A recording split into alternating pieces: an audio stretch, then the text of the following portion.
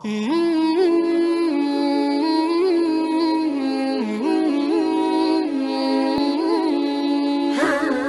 perjumpaan tersebut menjadi titik penting dalam perjalanan dakwah Sunan Gunung Jati sebagai Wali Songo. Sunan Gunung Jati ditugaskan menyebarkan agama Islam di tanah Pajajaran, Banten, dan Batavia. Dalam dakwahnya, Sunan Gunung Jati yang juga sultan dari Keraton Pakungwati di Cirebon berhasil memimpin dengan bijaksana. Sunan Gunung Jati sendiri dari jalur ibu Dewi Rara Santang adalah cucu dari penguasa Pajajaran Prabu Siliwangi. Sedangkan ayahnya adalah Sultan Hud, seorang penguasa Mesir yang nasabnya menyambung sampai Nabi Muhammad SAW. Kisah perjumpaan Sunan Gunung Jati dengan Nabi Khidir diungkapkan dalam naskah Mertasinga.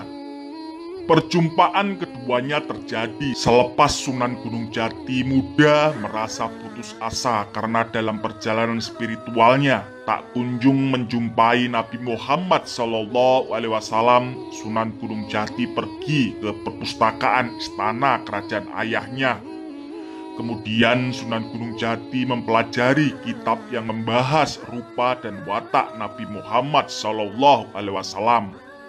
Sunan Gunung Jati menjelma menjadi seorang pemuda yang aneh, karena sejak itu hatinya kuat ingin berjumpa dengan Nabi Muhammad SAW. Ibu dan kerabatnya telah mengingatkannya bahwa Nabi Muhammad telah lama wafat. Namun Sunan Gunung Jati muda itu tetap kekeh ingin berjumpa dengan sang Nabi. Keinginan Sunan Gunung Jati kemudian mengantarkannya untuk melakukan pengembaraan spiritual. Beliau berkeliling dari satu tempat ke tempat lain di Timur Tengah demi berjumpa dengan Nabi Muhammad SAW. Setelah 100 hari perjalanan, dalam tengah perjalanan Sunan Gunung Jati tiba-tiba terjadi keanehan di jiwanya. Ia diperlihatkan alam nyawa, di mana dalam alam itu ia diperlihatkan orang-orang yang wafat karena syahid memperjuangkan agama Allah Subhanahu wa Ta'ala.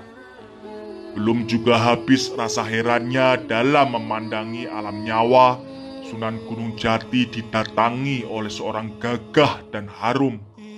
Orang tersebut mendatangi Sunan Gunung Jati dengan mengendarai kuda sembrani. Orang itu kemudian memperkenalkan dirinya sebagai Nabi Khidir yang akan mengangkat Sunan Gunung Jati sebagai wali kutub. Tapi sebelum pengangkatan itu, Nabi Khidir memerintahkan Sunan Gunung Jati untuk memakan buah hijau yang dipetik dari surga. Maka selepas memakan buah itu, resmilah Sunan Gunung Jati menjadi salah satu waliullah di muka bumi. Kemudian atas anugerah kewalian Sunan Gunung Jati, Nabi Khidir juga memberikan kabar baik lainnya kepada Sunan Gunung Jati. Keinginan Sunan Gunung Jati untuk bertemu dengan Nabi Muhammad SAW akan dapat terlaksana. Setelah menjalani perjalanan spiritual, akhirnya Sunan Gunung Jati kembali ke Cirebon dan memimpin kesultanan menggantikan pamannya, yaitu Pangeran Walangsungsang. Setelah dinobatkan menjadi pemimpin, langkah awal tindakan politik yang dilakukan oleh Sunan Gunung Jati ialah melepaskan diri dari pengaruh dan kekuasaan Kerajaan Sunda Pajajaran.